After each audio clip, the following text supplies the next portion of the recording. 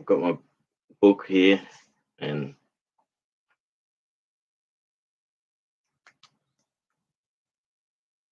I'm gonna write down stuff I got to do.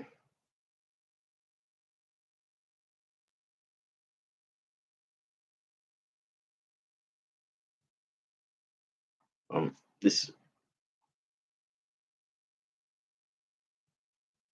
I'm wanting to get back to streaming at a regular time, and I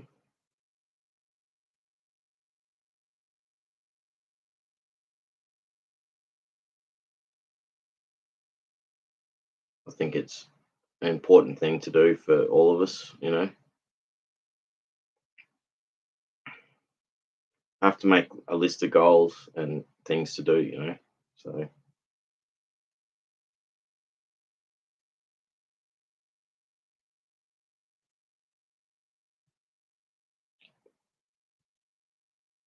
this is a diary that's now I need to get a new diary. So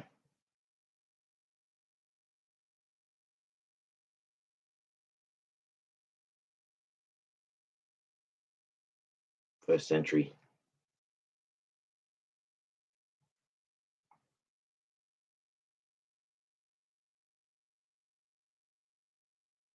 Eat better. I've been eating really bad for a long time,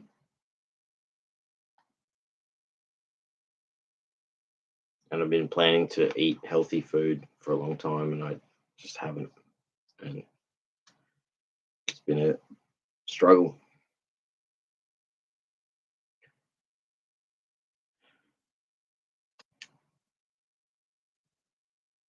Get my sleeping patterns.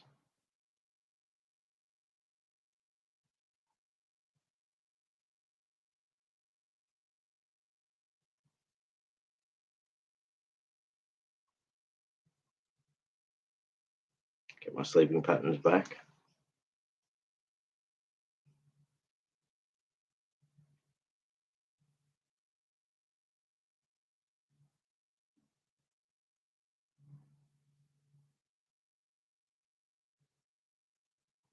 Go for walks.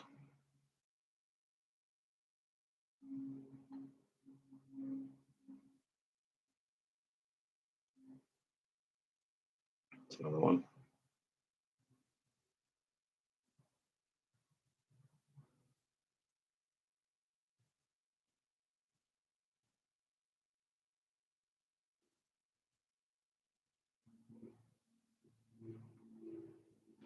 So I'm not going to stop doing these streams. I'm going to keep doing it. It's very important for my healing, my development, because my development's been arrested for so long in my life, and I've had a lot of support in my life, but I've had struggles and imposed struggles. So I have to overcome those imposed struggles, and I've worked through pretty much all of my own personal struggles. The main thing, the ones that I haven't, are health, eating good. Um, I was sober for a while, and then I was having to drink alcohol to get to sleep. Um, Over the last while, not a lot of alcohol, just but enough to be a concern for me because I want to be alcohol free. So um,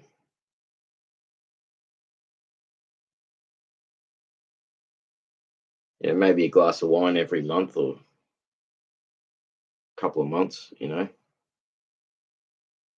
Have an occasion where I have a few glasses, one or two glasses of wine or something like that.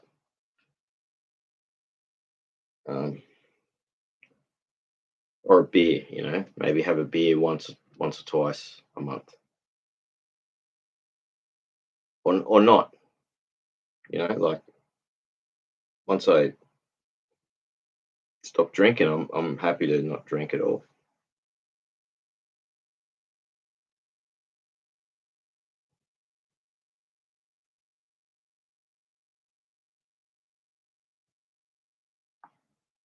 So yeah, I've got to focus on my goals.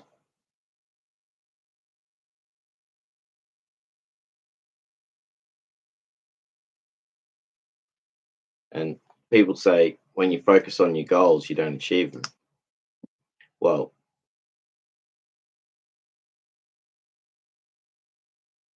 there's different interpretations to that. You know, you can um, you make goals,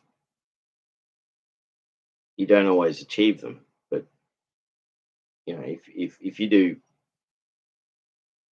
have too many goals and you spend all your time focusing on them, you might not achieve any of them. Um, so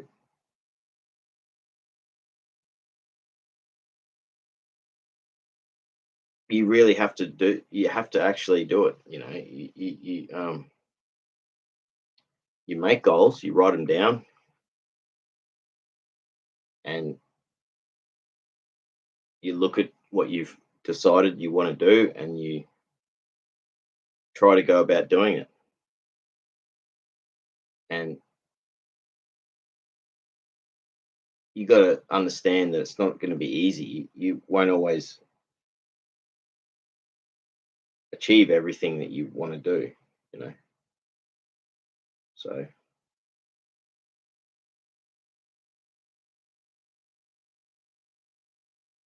make a list that's varied.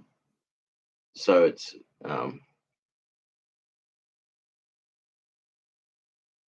by being varied, it's got short term, long term, and immediate, and medium term as well. You know, like you could keep stretching it out. You can have goals that are important, not important, you know, crucial, and these things all co-align with importance and severity and need. So it makes it easier to actually decide on what you need to be focusing on. And you know, it's good to make these every day or every week, and try to achieve these as many, you know. And when I achieve something, I tick it off, and then I put a line through it, you know, so I know that I've done that. That's just my method, you know. And then when I write a list again, I can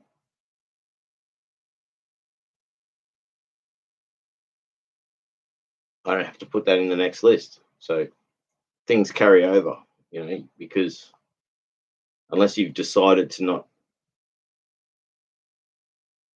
do something, Mama Bear's here, awesome, bro. Great reminder, TV, awesome. Um, so yeah, you know, I forgot to put that one in the list when I was talking about alcohol, because that's something I've got to cut out.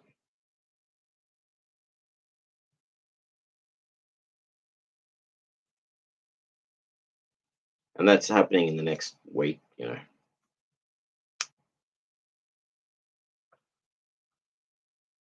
Maybe even the next few days, I'll probably stop. Bez says, "You've been in my heart and my thoughts, my friend. Glad to catch you alive." I'm glad you're here as well. It's special. Um,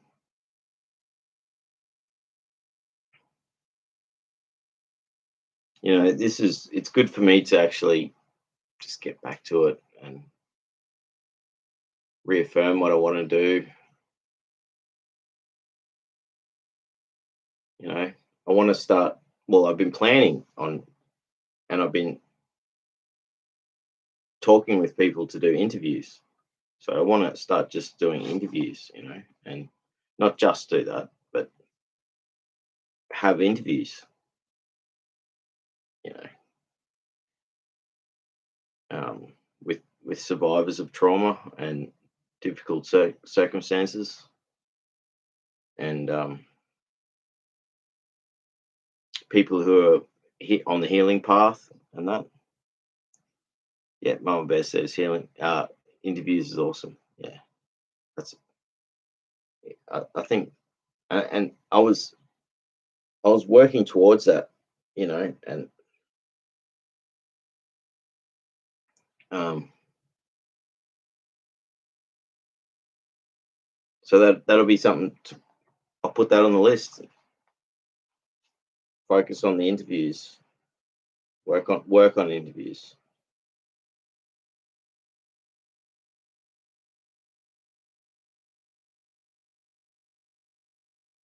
because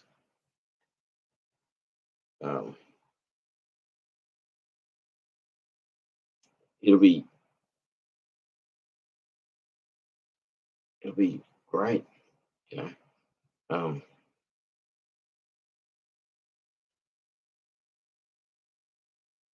something to look forward to, and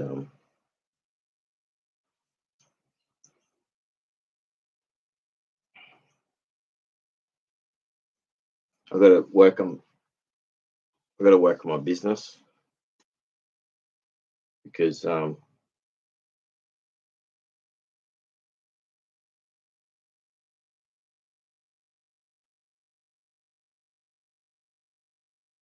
done all this work and I need to actually keep that going. So I've got to build a website, and I've been learning how to do that. Um,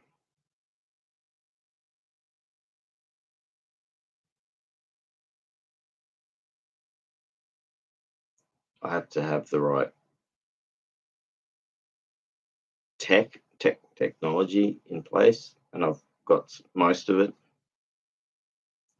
Um,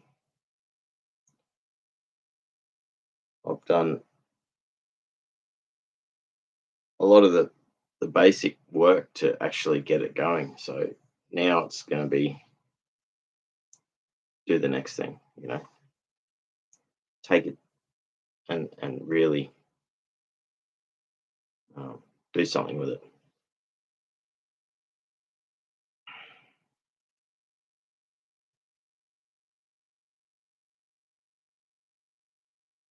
There's some important stuff here, like sleeping patterns back, getting my sleeping patterns back is probably the most important, and it's going to take a bit of time.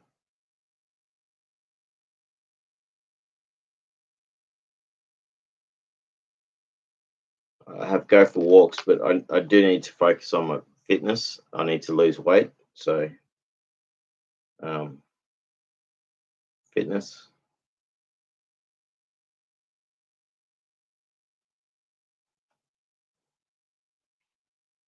So trying to think what else, but I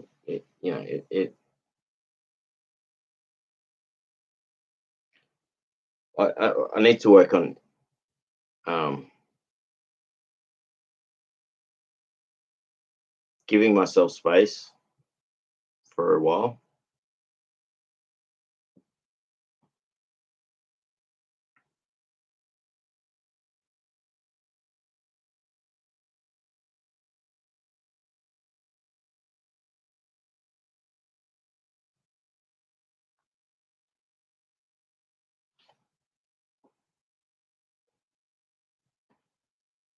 As soon as I put the book down, I've got another one. Yeah.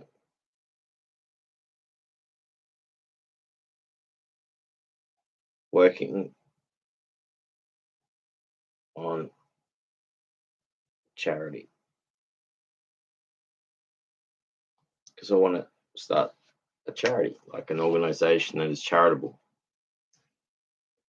And there's a lot of people that are interested in helping make that happen. And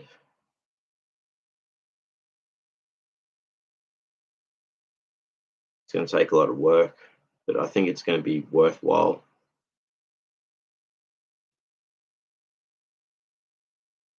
And it's going to be difficult finding funding, but if the charter is rock solid, then people might invest in it. They might donate to it. You know, um,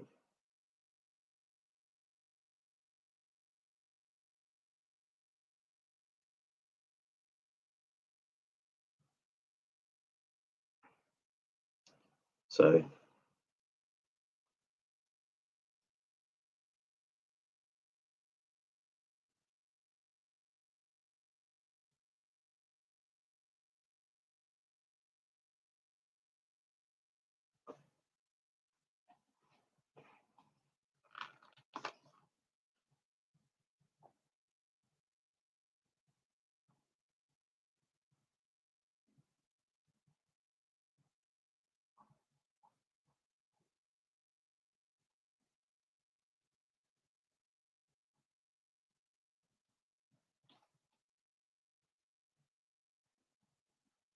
strengthen, repair, and strengthen relationships. That's something we've got to work on.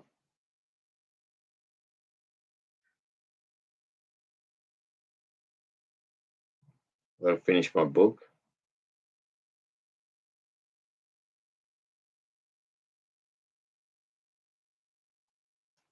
I've got a lot of things to do. It's a lot. What do I do? Focus on what's needed first.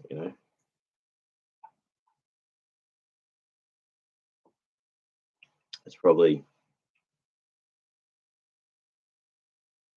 sleeping patterns, um,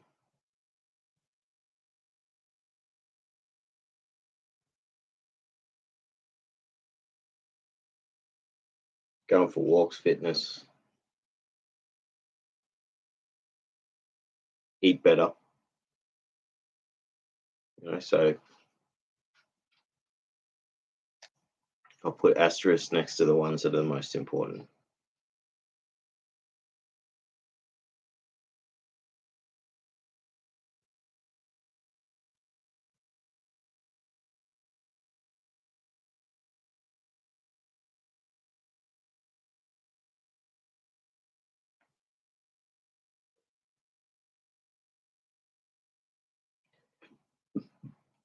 So yeah.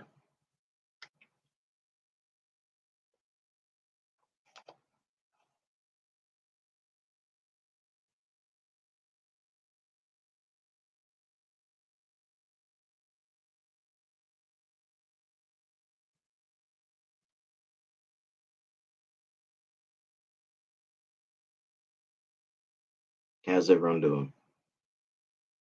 I hope everyone's doing all right. I got to sit better. I'm sitting in my old spot. That's on the list, actually.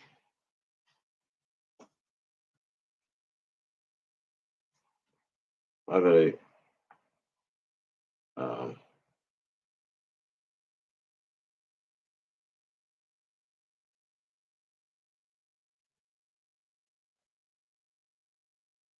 change up the room.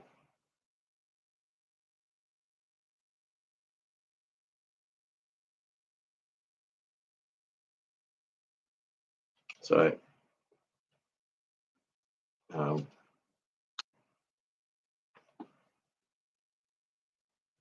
yeah, that'll require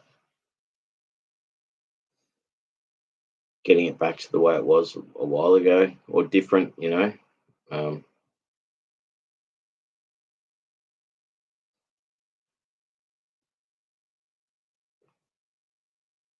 clearing out things, not throwing. I've already gone through a big throwing of a lot of stuff away. Um, so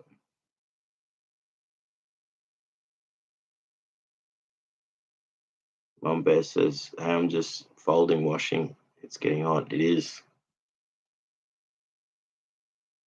It's that time of the afternoon where I can hear the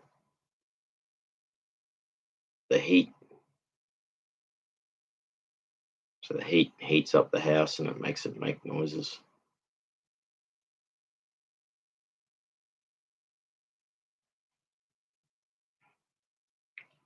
So I'm not going to stop, like in the title, I'm not going to stop talking about my life. You know, I'm pretty, um, I'm sensitive towards, I never mention anyone's names. Um,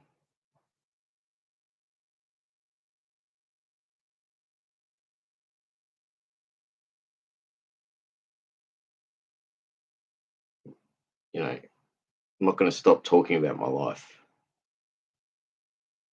Um, and I'm sensitive towards, other people, so I don't, I think when I talk about stuff, I don't,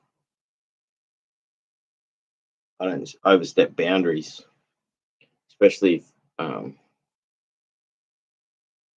know,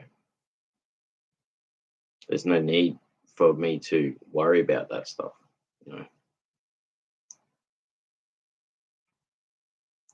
Mum Bear says yes, I can hear it too, and the bugs get louder in the bush. They do. The cicadas. There's heaps of cicadas at the moment.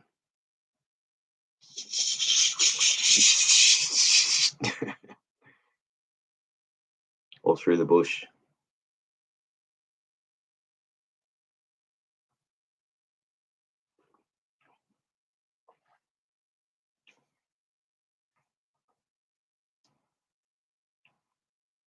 So I've got a lot of work to do here. Massive amount of work.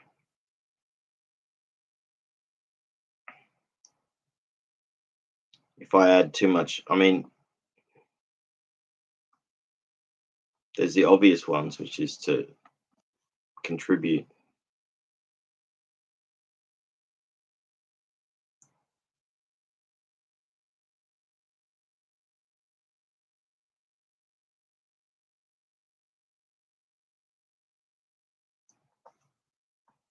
Contribute to what I got to be doing, and I have to be patient in that. Um, I do have grounds for being impatient at times, but even when I get impatient, I'm still very placid, and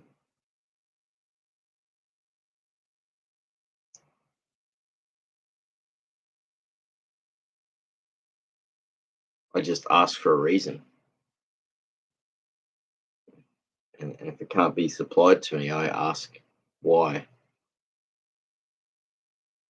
and then um,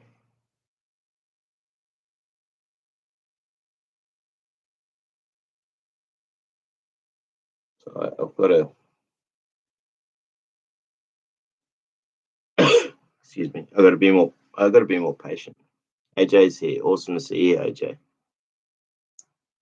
It's good to see you in the stream. See you been commenting and stuff. Um, AJ says hello all. Getting out some fresh air is important. Yeah, absolutely. Cheers, my head, and it throws. Oh, it clears my head. Sorry, and it throws the focus away from things and outward towards an outward. Sorry,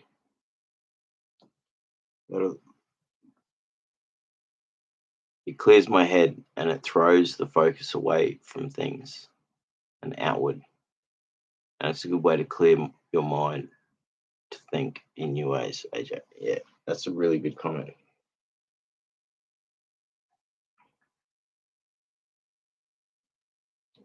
It's amazing what it does.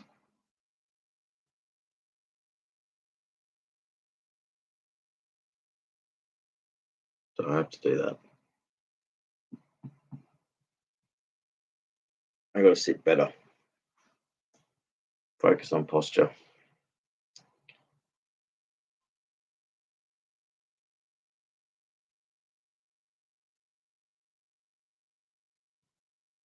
Yeah.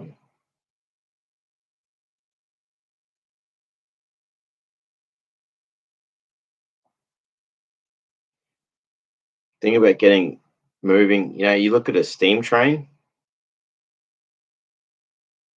When a steam train, like with all its carriages, you look at that old footage of steam trains.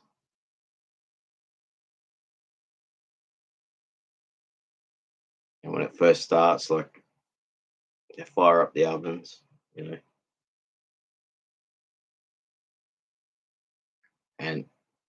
it takes all this pressure to like get the valve the rods and the valves to like move, and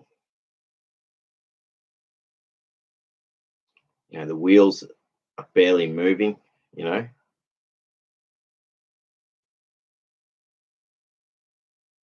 and it starts at this very slow pace. It's like barely moving, and then it just keeps going, like building up pressure, and then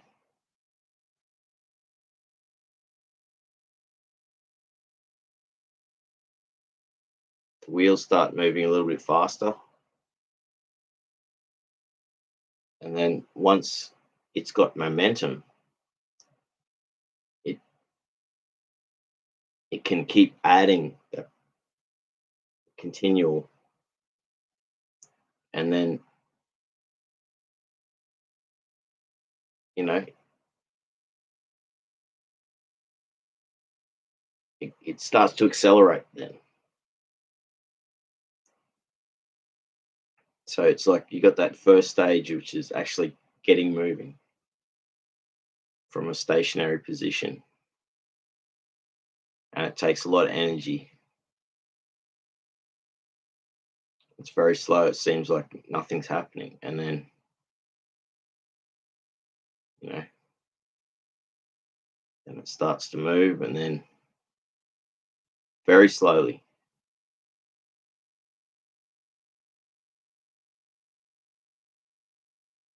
and then all that carried weight that the train has got, it's a burden. It's a load. It's a carry. It's a weight. But then eventually, by keep pushing and feeding the fire, and the you know filling the boiler with water, and um,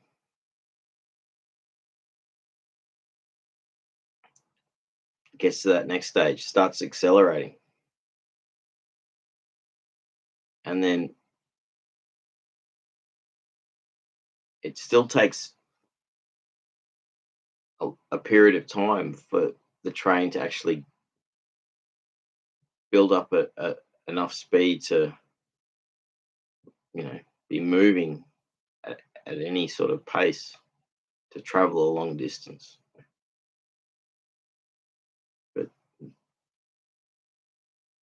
keep it all running, and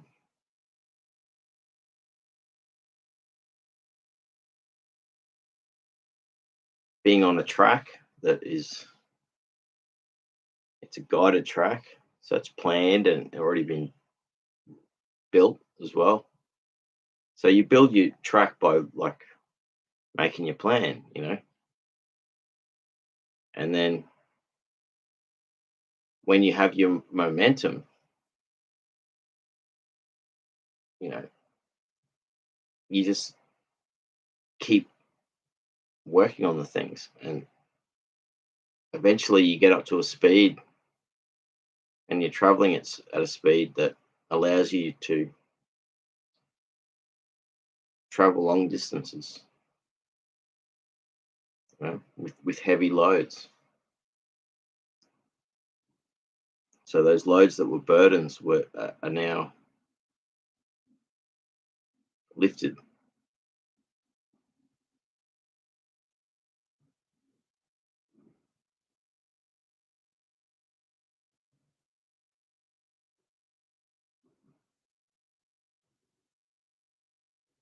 It becomes like those burdens that were carrying that you're carrying actually become the momentum.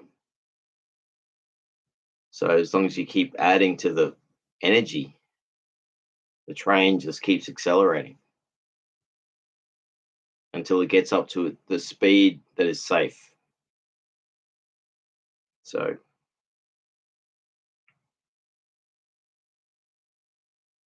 trains are built for the speed. They're built for the environment, not the trains, the tracks, the whole system. And they can only go so fast around a corner. So,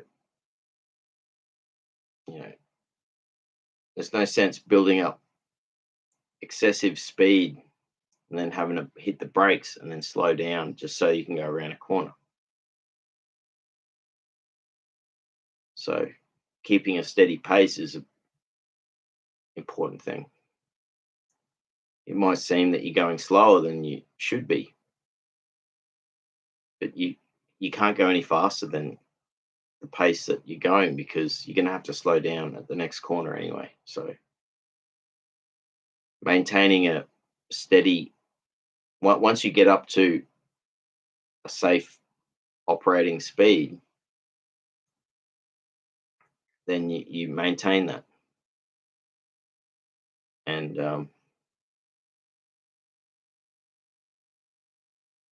often railways have sections, so they have straight sections and then windy sections. And you have slow rails, which are really windy. So the train has to basically go really slow. You know,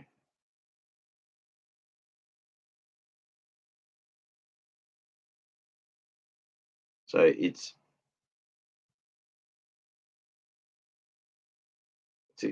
all about accommodating where you want to get to and the path that you're on, and then you know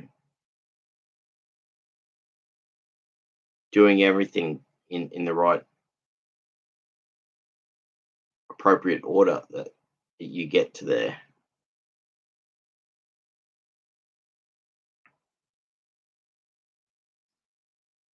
So a train goes too fast, it's going to crash,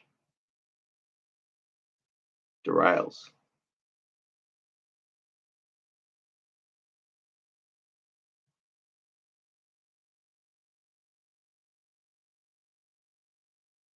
And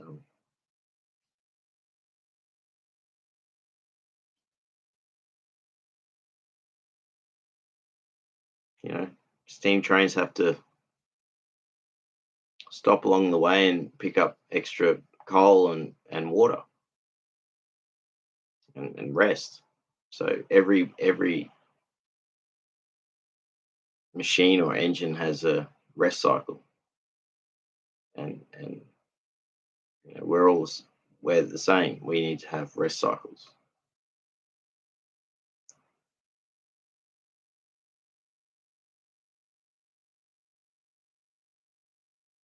You can carry a massive load of cargo.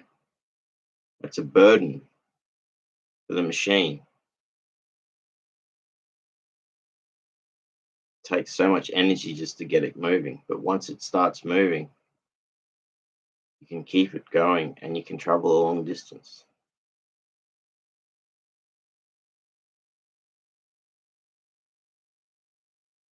Go Fast is here. Awesome to see you. Go Fast says, cheers, brother. I'm sorry for your loss. My condolences, you and your pops. Yep, got my attention. Thank you. I appreciate that. And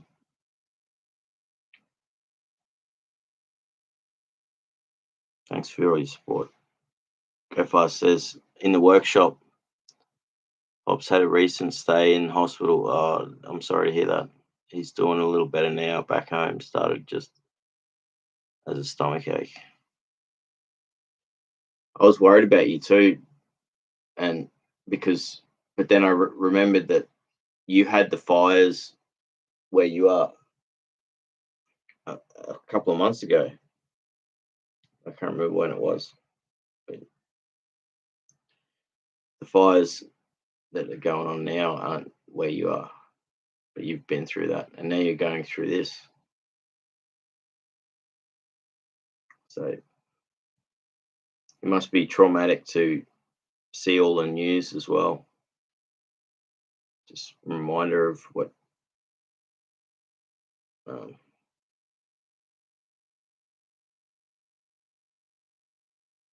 yeah, it's good that you're in the workshop, and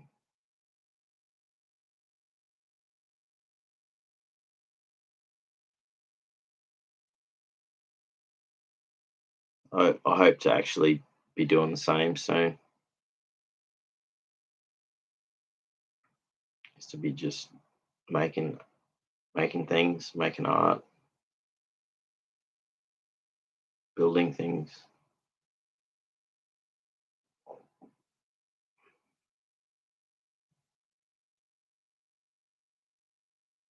And then, my main focus will be working on getting this business going so I can make some money. And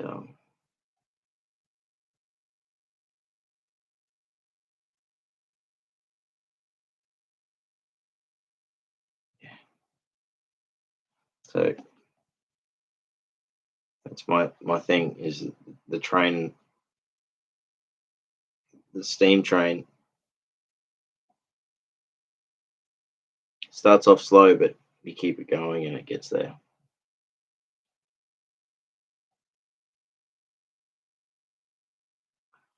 Can't go too fast because you derail on the corners. You got to remember to stop and fill up with water and fuel at the reservoirs.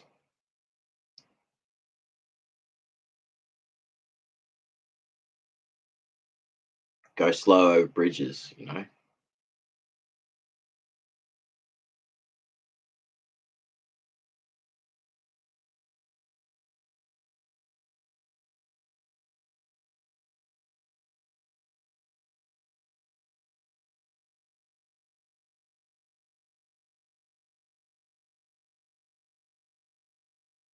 Like train drivers or pilots, they call them. They call them both, I think. But, uh, they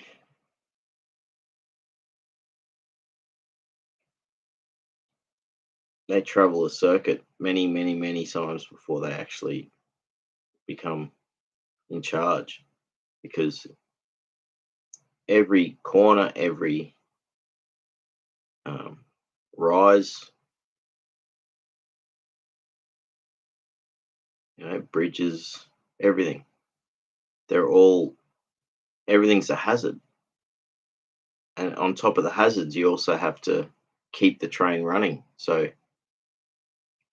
if you're too busy and you forget to stop to fill up on water or coal, you get halfway between the next stop and you run out of fuel. So you got to be alert,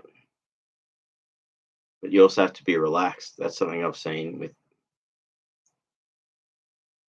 but you become relaxed when you are aware of where you're going and knowing what you have to do. But if you become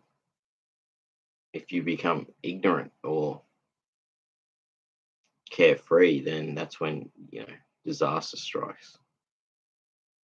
You're either going too fast or you're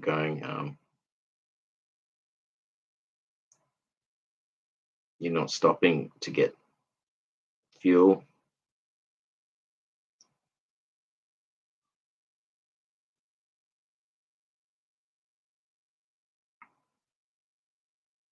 I like thinking about things like this.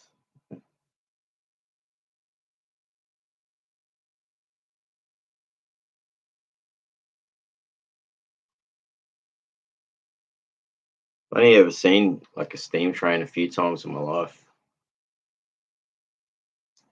They're pretty amazing things.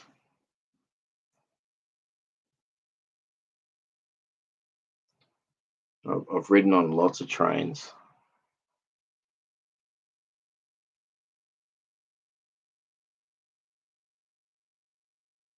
AJ says true. You have to balance your speed based on having better awareness of any challenges, unexpected issues, and then know when to slow or when you must push harder to accomplish your goal. Exactly. That's it. When you hit an incline, you might have to speed up, like fire up the engines and like get everything going, like long before you've started to hit the thing, because if you don't have that and keep that momentum going and accelerating at that right time, then you get halfway up the hill and just the engine just keeps trying and trying. you know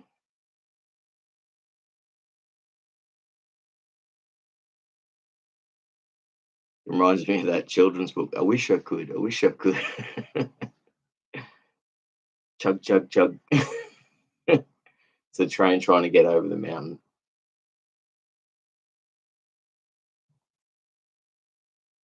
It's classic. The little train that could, or something. I can't remember what the book was, but it was a good one. I remember it.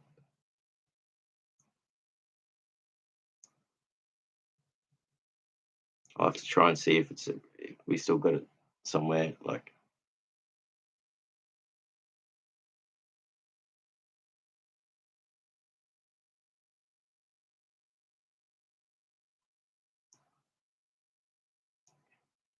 uh,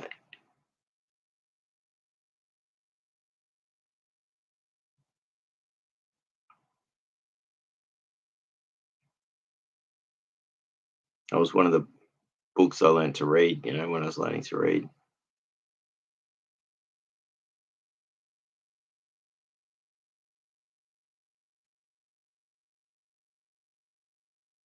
Go Fast says, yeah, those fires have been all around me. So I'm pretty close to it by it, but maybe a mile or two away. But 20,000 acres and some an hour away. Also, 20,000 acres range directly but indirectly affected. So I didn't realize that was still so close because I looked on the map. Go Fast. I looked at. I was looking for the fire maps and I was worried. I was like, I hope he's not getting hit by these fires because I know that you already had them. But then that's really good that like you're safe, you know. And it's really sad to see the damage. That's a lot of area, 20,000 acres, and then a whole range. It's massive. But yeah, directly but indirectly affected. Go Fast says my pops ended up having a kidney go down. That was just a stomach ache due to blood flow being cut off by what I believe is part of a lymphatic system that isn't communicating with the rest. That's difficult. Hey, Um,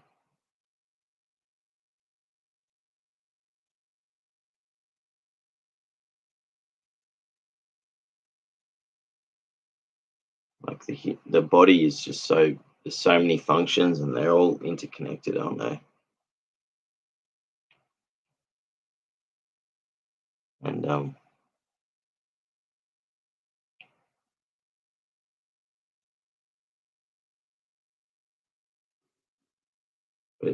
but he's back from hospital now, though. Hopefully, that's what you said. I think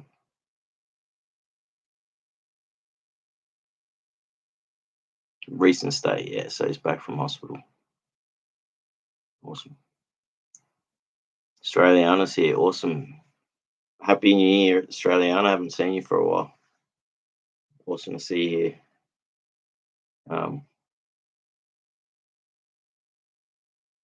Australiana says, "G'day, what's doing?" I'm writing a list. I've written a list of stuff I've got to do for the next month, maybe a couple of months, and then focusing on the priorities. And yeah,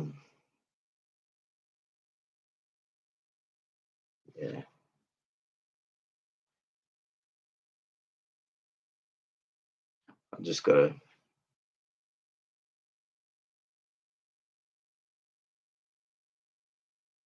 keep doing this, and that's why I started the stream. I was just like, I've got to keep doing the streams, and I also have to keep doing the healing work and like not give up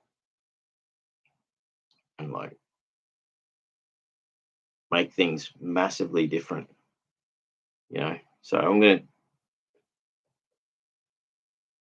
like, all these bookshelves I'm gonna donate or something because they're filling up my room. I don't have space, and then it'll open up my room a lot more.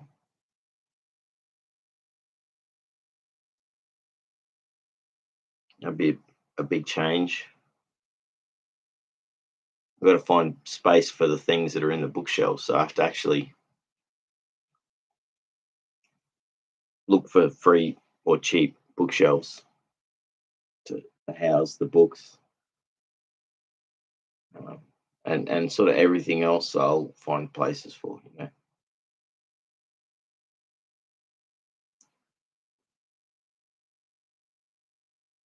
Go Fast says, "Got to keep it in the pipe," as two-stroke guys would say.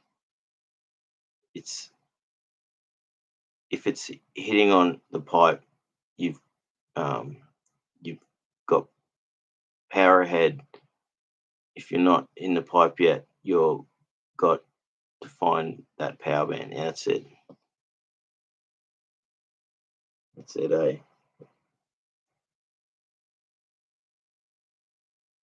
So you don't even. It's like you're listening to the exhaust. You're not listening to the engine so much. You're listening to, because it's in two strokes. They're very close to a steam engine in the way they work. That's a really interesting analogy. Australiana says, "I run on AV gas, avgas, as they call it here, avgas." So your car must run smooth, Australiana. Go Fast says, "Avgas is good stuff for low RPM, in the 20 to 30,000 RPM range. It can be a bit dry. It's got lead in it, so that's good alternative to the $20 USD per gallon race fuel." $20 a gallon. Yeah, I thought our fuel was expensive, but that's for race fuel. That's full on. Go Fast continues. "Yeah, I got back the other day. He's doing okay. Still needs to show." Yeah, he got back the other day. Sorry. He's doing okay. Still needs to show at home improvement before I would consider it low to medium stress level. Yeah. Have to visit with his regular doctors and oncologists. Yeah, that's a lot, hey. Um,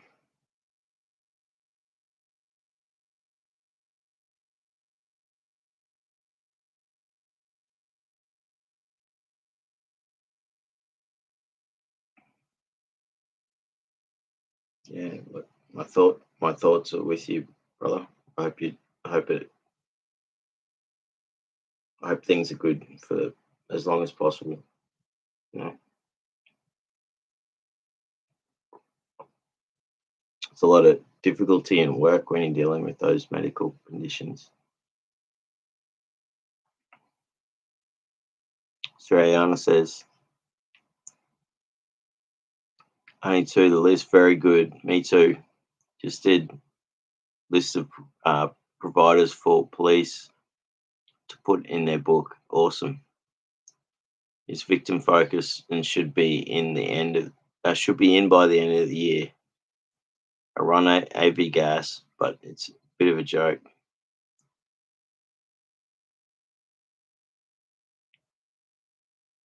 I used to find premium used to like make things run better, but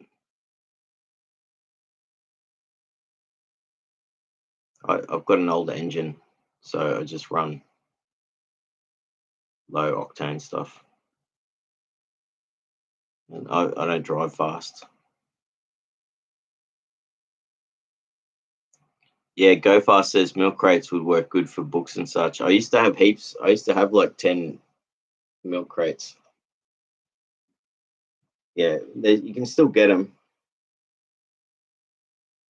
Like, I don't know where they all are now.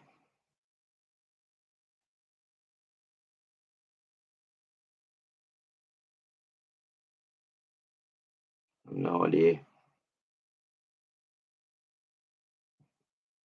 Certainly not.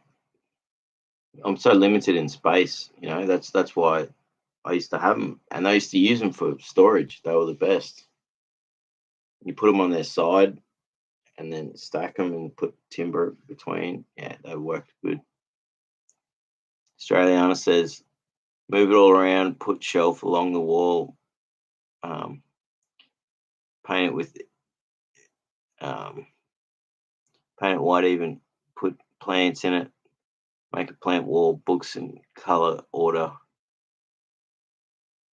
on the spine. That's a really good idea. Actually, I could do that. I could actually modify it. You know,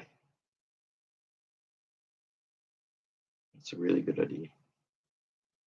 I hadn't. I like the idea of putting like having an aquarium. It would be really nice to have an aquarium.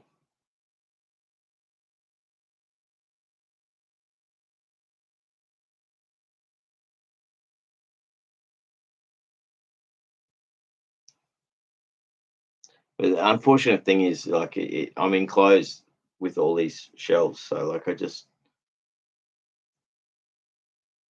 they're great. They've been good, but like it halved the space of my whole room, so it meant I couldn't move around, I couldn't do anything, and like I couldn't.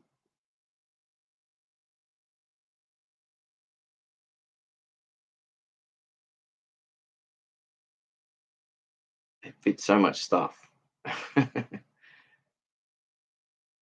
I can always find places for everything. It's just time for changing everything up. Go Fast says, yeah, you know how two stroke things a bit like a tuned instrument kind of comes from playing. It does.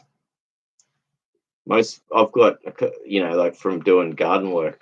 I've got a bunch of two stroke engines, and like chainsaws and things, but tuning the carburetor and stuff, it's interesting. But I've got some non-tunable two strokes that just run, and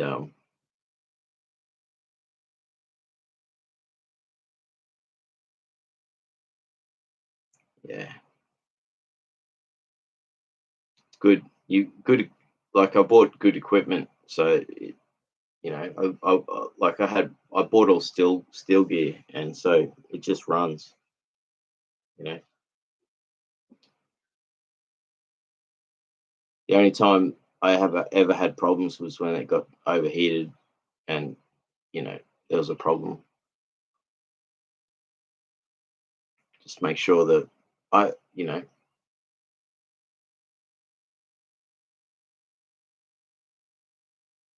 I haven't ran my chainsaw for a while now, so I should probably do a refurb, clean it up.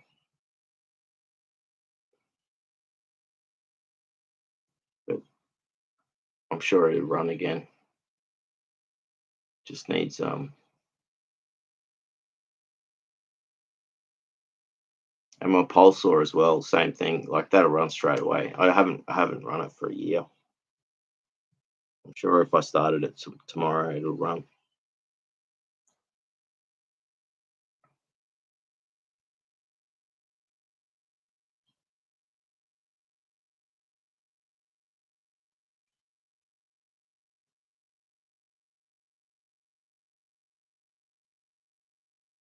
Go fast. I know. Australiana says I sold my car to get ahead on rent. 48 a week, 480 a week. That's a lot on disability. Sucks.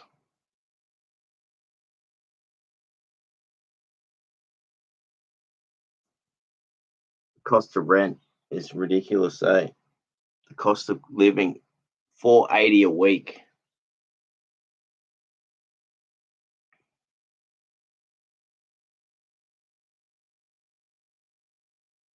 Like the last time I rented a place, like a unit on my own, it was like 230 a week,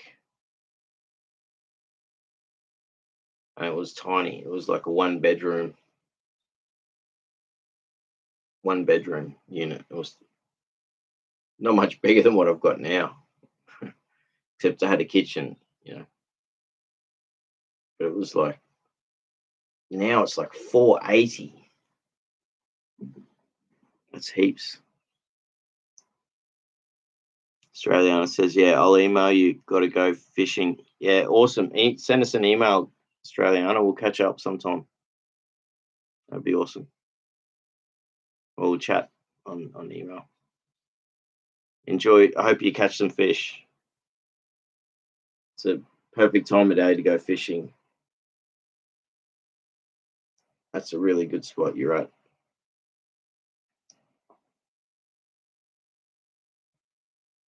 Go Fast says, "Yeah, it's thankful to have free time. Many wouldn't at my age to be able to be there with him and handle things that needed to be done." Yeah, that's it. You're resourceful and you've got strength, and you're busy. So it's pretty special that you're there. You know, you're there for him right now. It's like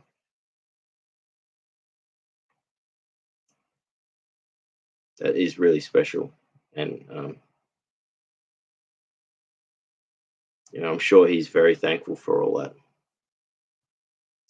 And you're thankful for that yourself. Like that you can be there for him, and you've got that strength and energy, and like you also have the ability to keep doing, like making things. Like making your motorcycles and things. So it's about balancing. That's what got me through this like last period. It was when I started doing live streams. Like first it was writing poetry, and then doing live streams. It was like And now I've got my, like a steam train. I've got my momentum going. I'm going to keep moving. You know.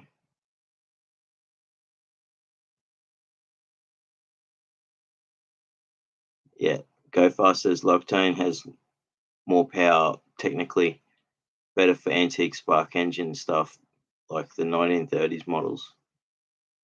They even run on Coleman lantern fuel. There you go. And that Coleman lantern fuel, like, you can keep it for years.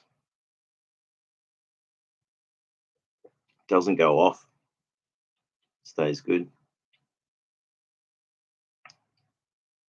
Yeah, Go Fast says milk crates found behind your local grocery store or liquor store. That's it.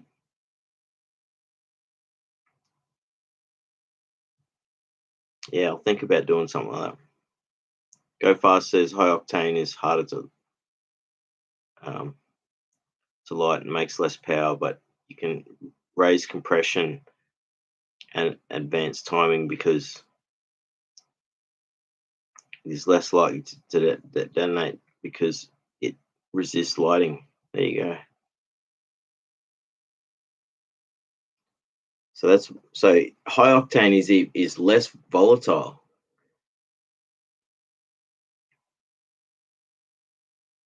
So it makes sense because you're running it.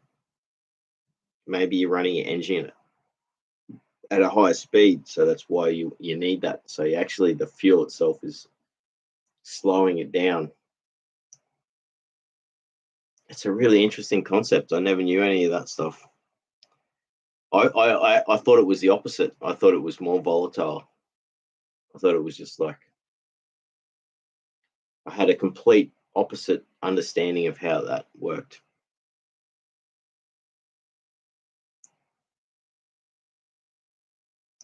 Sort of the same thing and opposite as high octane, non-racing pump gas will stop pumping and knock, since those are usually low compression old cars with not very advanced timing. There you go.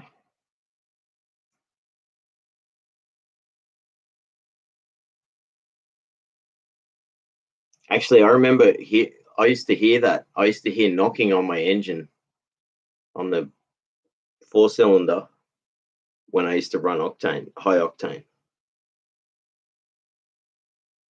And I thought that, you know, so I wouldn't rev the engine as much. But then when I had low octane, I would rev it higher and it would be less output. It'd be more sluggish.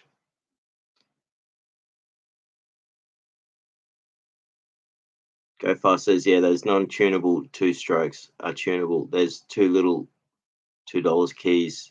Go to the carb. Those tools like screwdriver, multi-tool. Yeah, I will. I'll do a check and I'll pull it apart. I've rebuilt a chainsaw before from scratch, and then got it running, and then it stopped working, and I gave up on it. I did everything, and then I gave up on it, and it was worthwhile fixing. But I learned about how to rebuild a two-stroke in the process, which was good. I didn't do the seals, like I didn't fully rebuild it, but I pulled out the piston and the um, rebuilt the carb, and I re cleaned out the spark. The what do you call it? The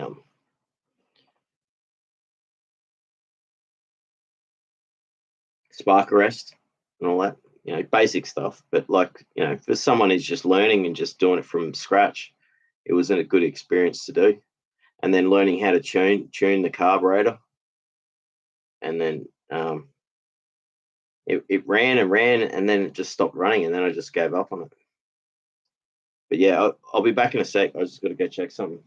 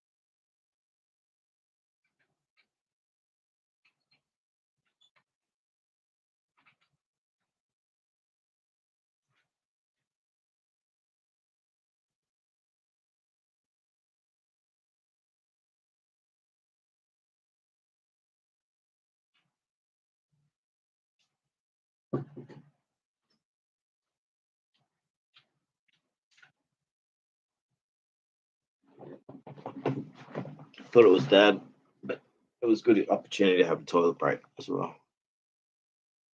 Um,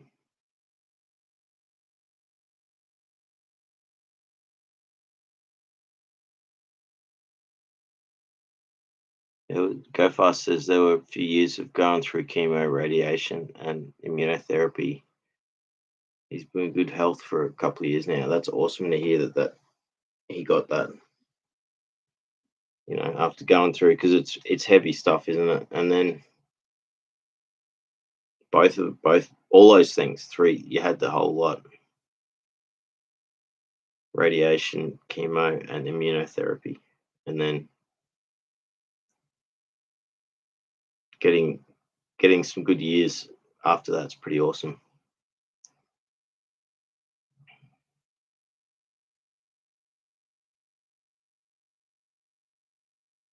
Possibly the recurring CAT scans with contrast to monitor previous cancer to make sure it hadn't come back or caused the kidney thing currently.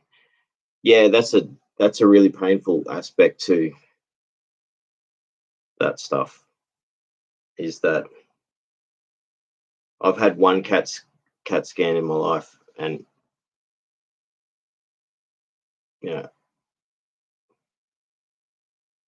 I had a radiologist say, like, yeah, don't get a CAT scan.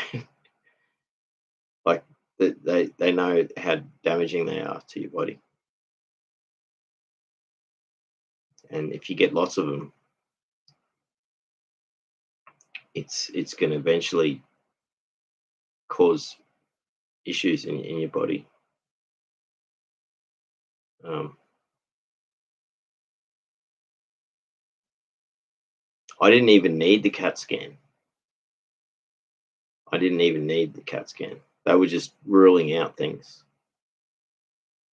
and they didn't need to do that. So I was upset. I had no choice at the time.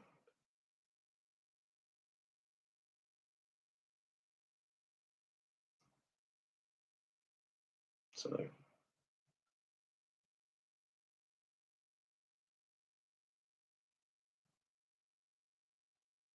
it's a painful thing. Go Fast, like, seriously. I can see the pain you have with that, because you're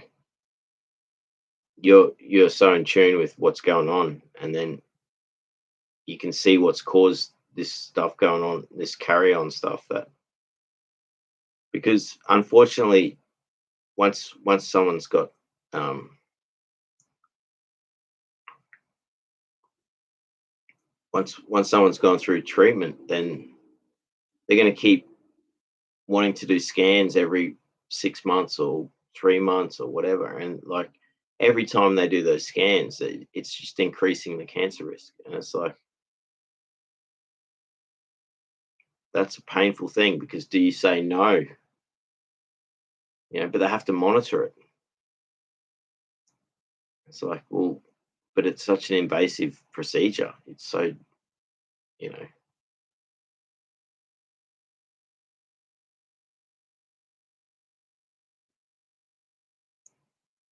it's, yeah, that's really painful.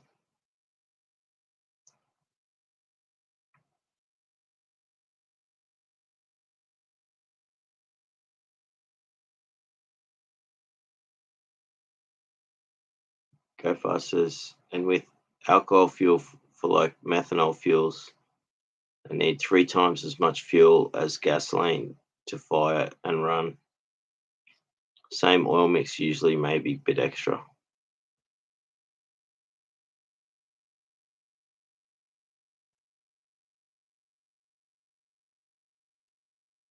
It's interesting, those old single piston, massive, like those stationary engines they used to run shops off,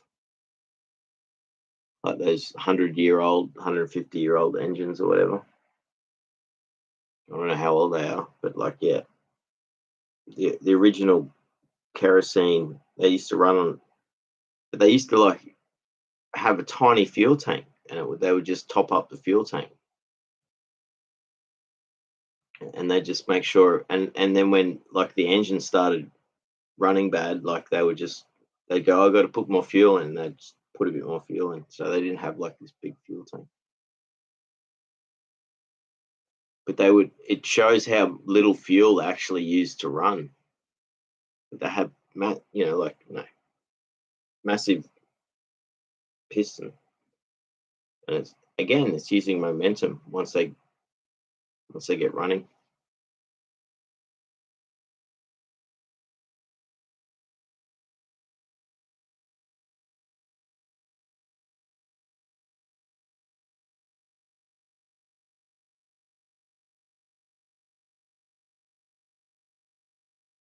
It's awesome. I wanted to make a wood gas generator where you like have a reactor where you put like plant material and then you burn it in a closed environment, and it's like low oxygen, and then then you siphon off you cool down the smoke, the exhaust, and you cool it down. You can have like multiple stages and collect different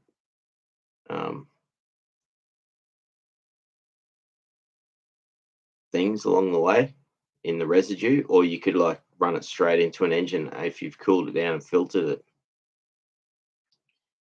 and then run engines off like wood chips and leaves, bits of bark, just whatever you pick up off the ground. I wanted to do that for years, and I learned all about it, and I never did it. And I got some of the materials to make one, but I just never got to that point. And there's there's particular 4-stroke generators, like 3 kV, 5 kV generators, and even bigger. People make those bigger stationary generators into wood gas generators, and they work fine. And they don't have engine wear, like it's low engine. It's not putting as long as you filter it and cool it down and take out the residue, engine runs. You have to tune the carburetor, so you have to tune it. But you can generate electricity off scrap, waste stuff, and it's actually carbon neutral. So like everything you're burning is already like plant material that was already there.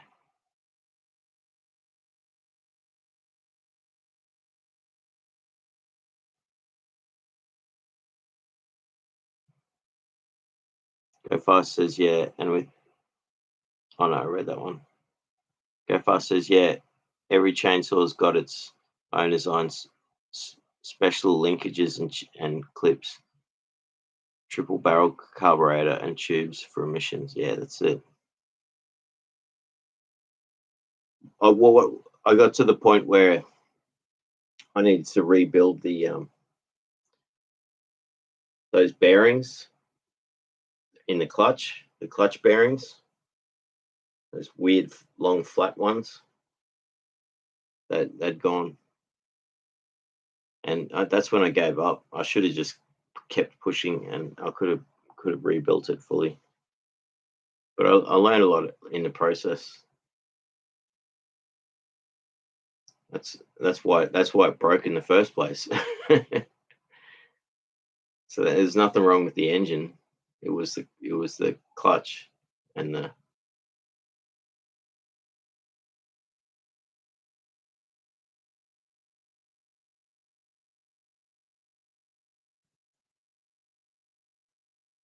AJ says, got to get better rest and eat as healthy as you can. Yeah, totally, brother.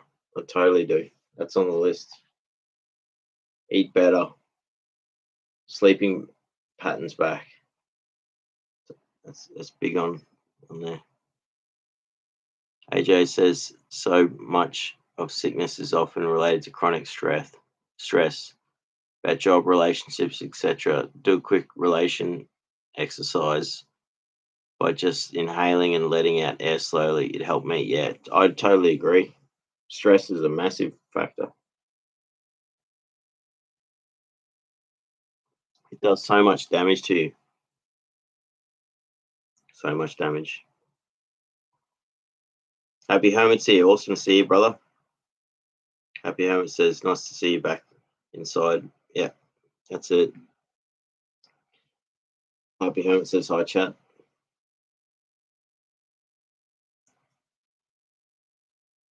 Yeah, I'm gonna try and do 2 regular streams a week, and then the odd live stream where I'm like doing stuff. So I've got to fix up the backyard, clean up all the garden. I know it might be boring for people, but some people might find it interesting to watch, you know. And I'll talk about it as I'm going. I planted pineapples in 2016, and I know 2015. I think it was 2015, and they're only like fruiting now. So I've got 2 mini pineapples. They're like tiny. So like the actual fruit is like,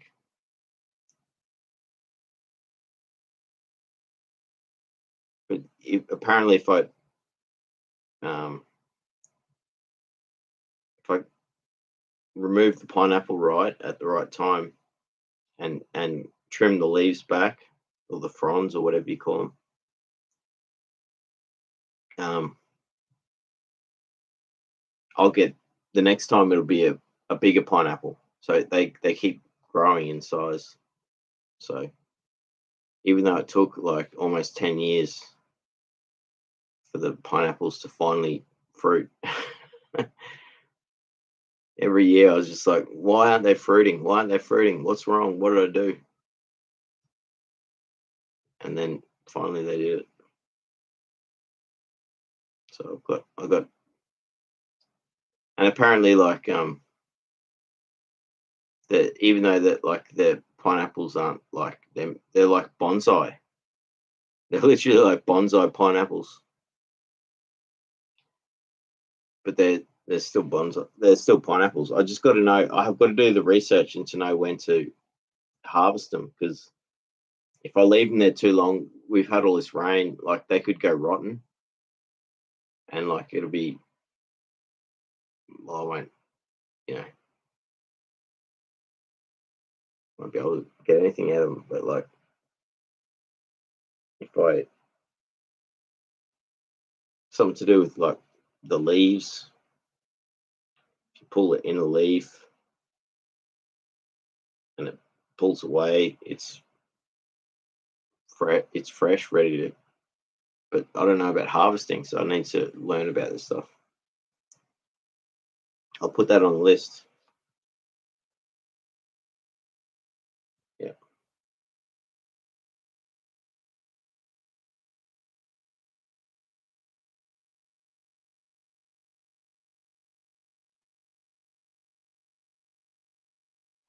Yeah, because that's a big thing. Like, I'd be really upset because it like we've had all this rain, and like I was like, do I put a cover over them? Are they going to go moldy? You know, what's going to go on?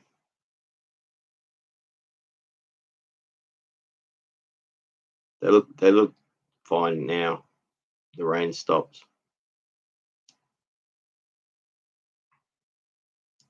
So, but if I do the right thing next year or the year after, there'll be like a double size pineapple, you know, and then eventually they get bigger and bigger until they get to regular size. So It's unfortunate. It took 10 years for it to actually like around 10 years to like fruit, and then it's good though. When I saw him, it was like pretty awesome. I was like, wow. And then I went and when I looked at the other ones, like, wow. I planted 4 of them, and only 2 of them sprouted, but like the other 2 were maybe a couple of years later. But like, it's not like in a it's almost not the right environment for them. There's too much shade, and there's too many other plants like around them. So that's probably why it took so long for them to like fruit in the first place. So, what else do you grow? Says Happy Hermit.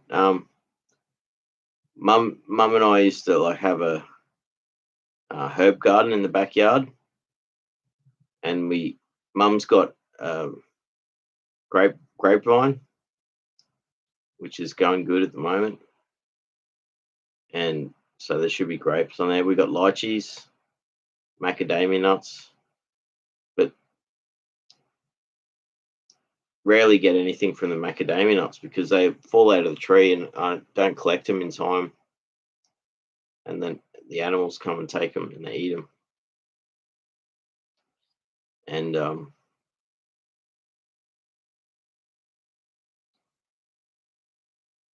so I need to, maybe next year I'll try and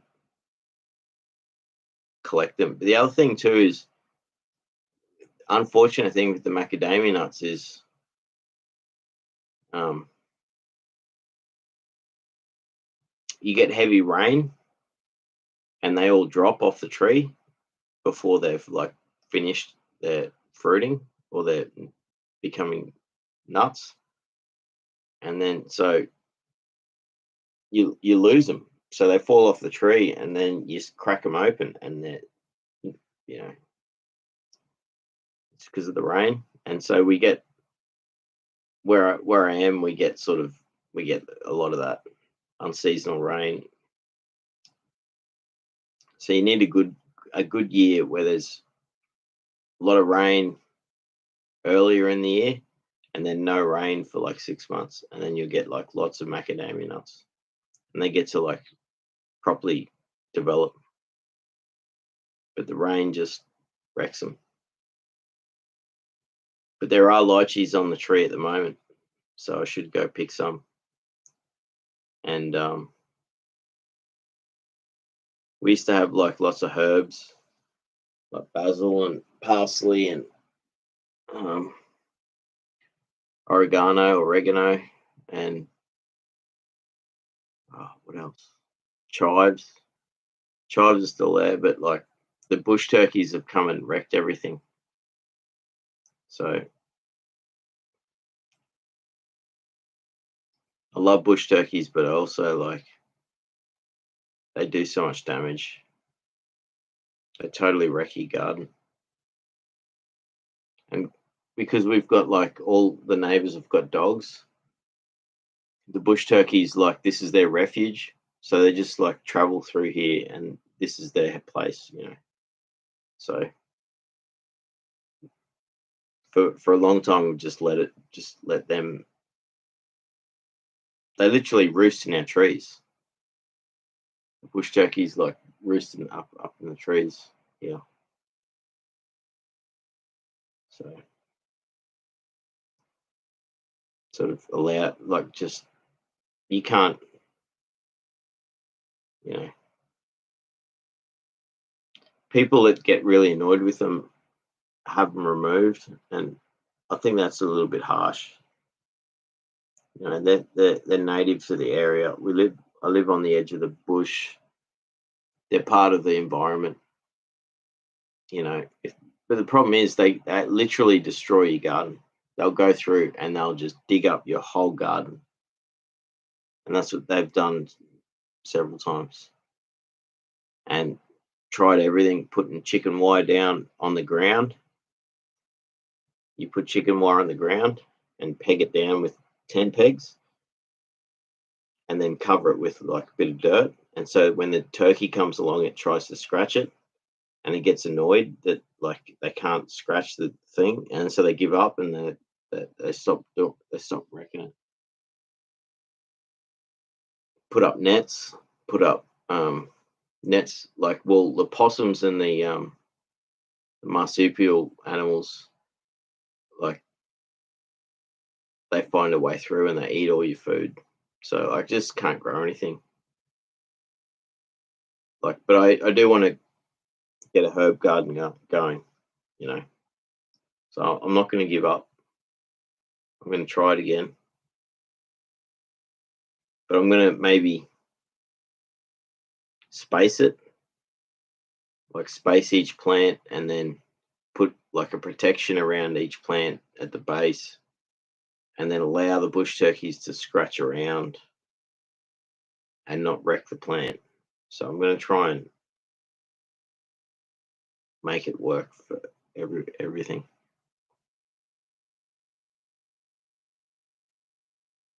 But they literally destroy. You spend a lot of money and time and effort, and then they come along and just destroy it. It's upsetting. We had like a bush turkey mound in the front on the driveway, and I used to actually help them. They would scratch all the leaves and leave a big pile of leaves everywhere, and I would like bring them down closer to the nest and let them like put them up. They build these massive mounds, and then they have to dig them up every day and move the eggs. They got really sensitive temperature sensors in their noses or something, so like they can tell when it's too hot or too cold, and then they move the eggs lower or higher in the nest. So they use the composting of the leaves to do the incubation, and it's pretty special. I got to see baby chicks hatch. It was like 5:30 or 6 in the morning, summer, I think 2022 or 2021.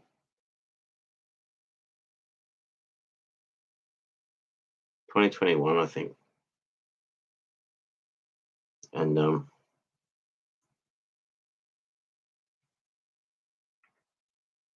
yeah, I was like getting. I don't start work till, usually I wouldn't start till later, but like I was getting stuff ready, checking stuff out for work and that. And I was there and I saw him emerge from the mound. I got photos of the turkey digging, but I don't. Yeah. So, and then when the chicks emerge from they got to dig their way out of the mound, sort of like turtles on the beach. Got to dig their way out out through the sand, and then as soon as they escape, like the mother's basically hopefully there watching, and one will run off, and like it can't go after that one that's run off because it knows that there's probably another one that's about to hatch or was hatched and is coming out at the same time. So it's like it's got to stand. And I was watching. This is what I saw, and it was sitting back watching, and it saw one run off, and then it saw the second one come out and then run off, and then at that point you know it decided to round them up, let them know that it's there. and then yeah, they're amazing creatures, and they grow so fast. So like when they dig out of the mound, they're about that big, and then like a week later they're about that big, and then like 3 weeks later they're like about no, they're 3 weeks later they're that big, and then like within a month they got full feathers, and they're like a miniature version of the adult, and then like within a couple of months they're half the size. It's amazing how quickly they grow because bush turkeys like eat they're scavengers that eat like grubs and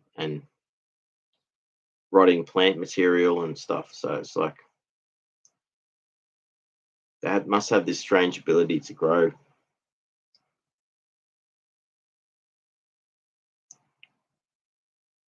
Yeah, totally. Yeah, aren't there? Yeah, Happy Hermit says, aren't there people that who will try and protect them during hatching? Same as sea turtles. Yeah, um, yeah, there is like me. Like just citizens because they have their mounds in people's yards. So in the bush, it doesn't matter. Like they're everywhere. Like, but um, when they live in the city, some people like because it like they literally take over um your yard. They just take over, and you have this massive mound, and it's like you know 5 6 foot tall in the biggest size, and no, maybe 5 foot tall. I don't know.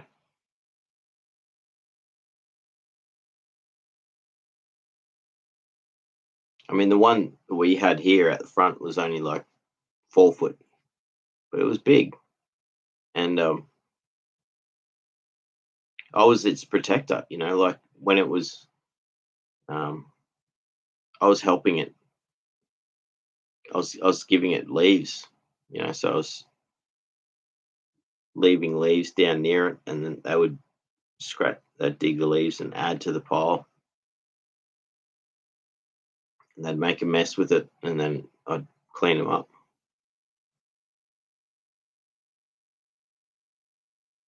But I wouldn't I wouldn't disturb the nest. I would like leave the leaves close to it and let the bush turkey come back and like decide where they want to kick the leaves on. But then as soon as the you can remove the nests after they've hatched, so um, they move around. Still got the mound there. They haven't come back there. So that's dad home. I should probably go soon.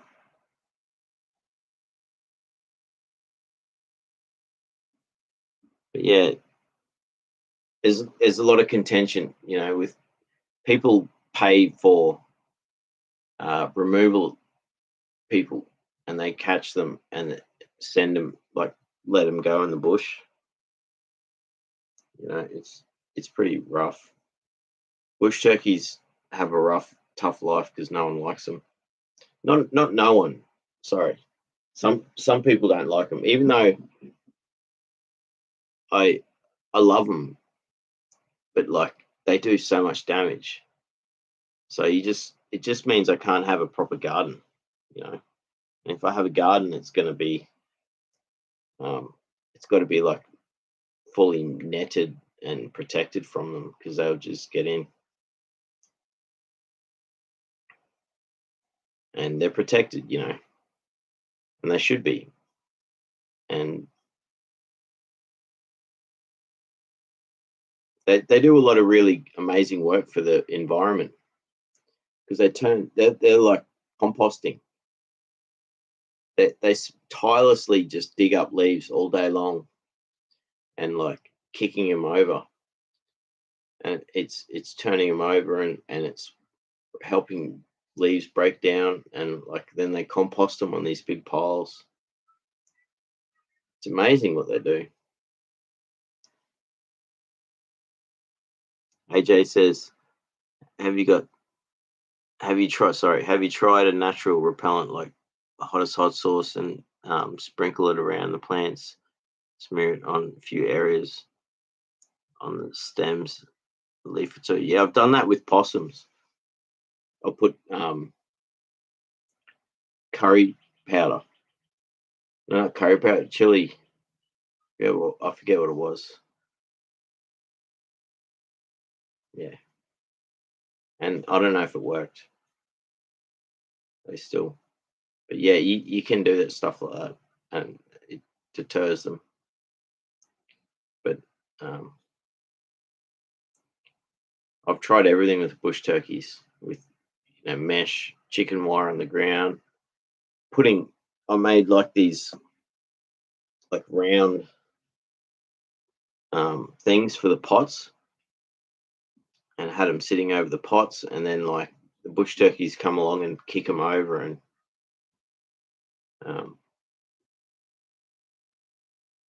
I thought it was impossible for them to actually knock these things off.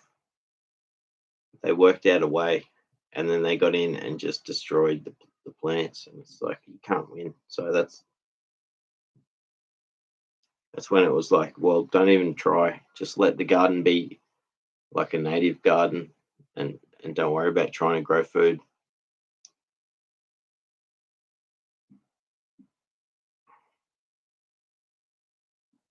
But I might sort of set up nets again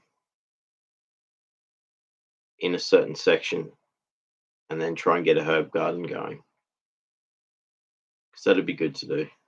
And that's what we used to have. But it only lasted for a year or two, and then bush turkeys came and wrecked it. So I guess with that, you don't give up, but also you respect what's living there as well. I love, like, a couple of weeks ago, I had a friend. I was sitting having a chat with him on the veranda, and two of the baby turkey chicks ran past, and they were that big, and they like ran past us. We're sitting on chairs on the veranda, and they ran up on the veranda and then ran into the house. Ran around and then ran outside, and it was pretty special. It was like, oh,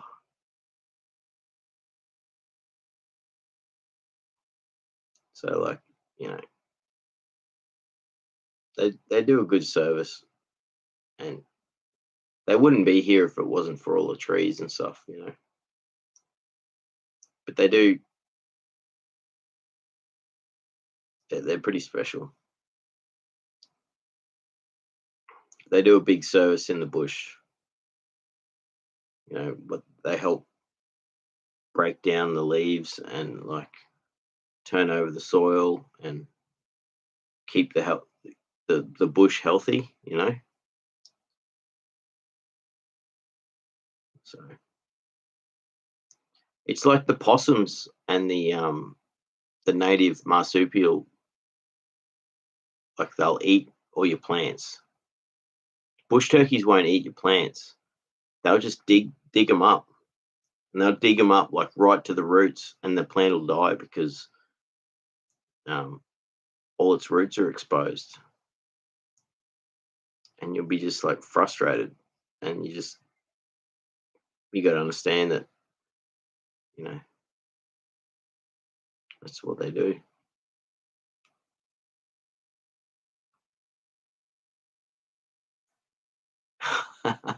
I can literally hear the bush turkey in the room. I can hear it right now flapping around. It's going to roost. They,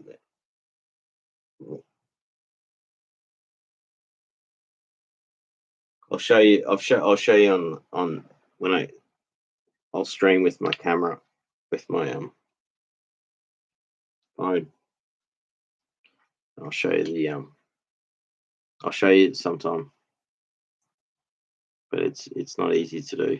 But I know this time of day is when they start. It'd be awesome to watch them going up to roost, because jump up between the branches, the leaves, until they get up branches of the trees until they get to the very top. So they can only fly like a couple of meters at a 10, 20 meters at a time because they can't. They're sort of they're not flightless birds, but they're semi-flightless. So they can only fly a little bit. AJ says bird spikes are good. They're longer and straighter, but they're flexible just enough to be annoying for them and not hurt their feet. I'll think about something like that. Or, I built a greenhouse, but then I pulled it down because I put it in the wrong spot. So it's so frustrating,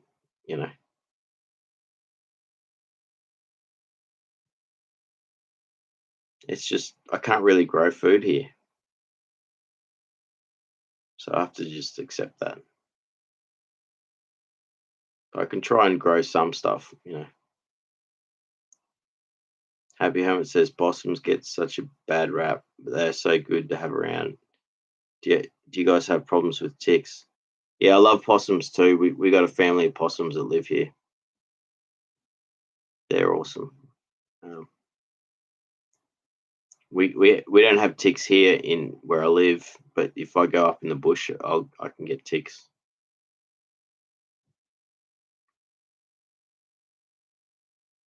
Totally. I've been bitten by ticks so many times. I've had my neck swollen out like this. I couldn't move my head because it was so swollen from ticks. So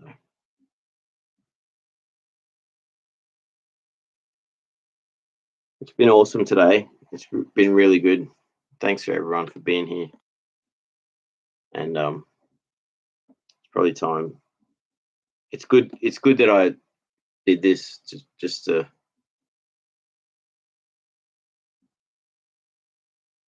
continue on with what I'm doing. And I wrote a list of stuff to do. And it's given. Oh yeah, I've got another thing for the list.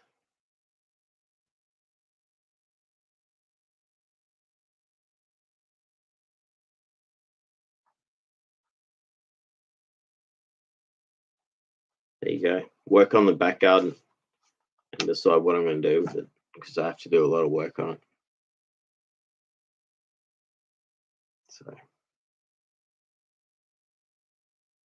one of the things will be to make the grapevine better. Again, the possums come along and eat the grapes as soon as they're ripe. If you don't get there and you're lucky if they miss them. So you got to go out and pick them. They don't eat the unripe grapes. They only smell them and eat them when they're ripe. So if you pick them every day, you can, but you can't just pick a bunch of grapes. It doesn't work like that. So it also makes it special because it means you go and every day you check the grapevine and you pick the grapes that are fruiting, that are flowered, that are ripe, and then leave the rest. And for some reason, the possums don't even touch them.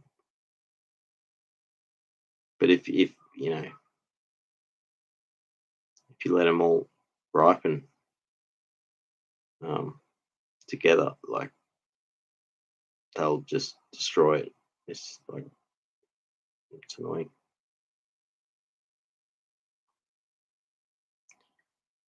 So I will do something about that. I want to get parsley and basil and all these herbs going again. We used to have parsley, basil, thyme, oregano, chives, tomatoes. Never had too much luck with tomatoes.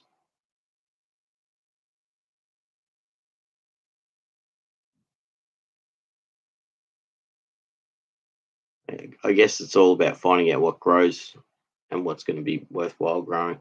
So,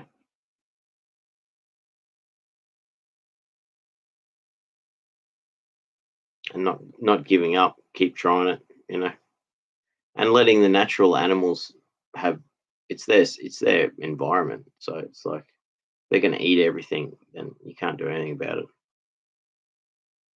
So, you know, maybe I'll build another greenhouse, make it protected, and then I can have everything in that. So, but thanks everyone. Much love. It's been awesome. See you at the end of the week. We'll do another stream.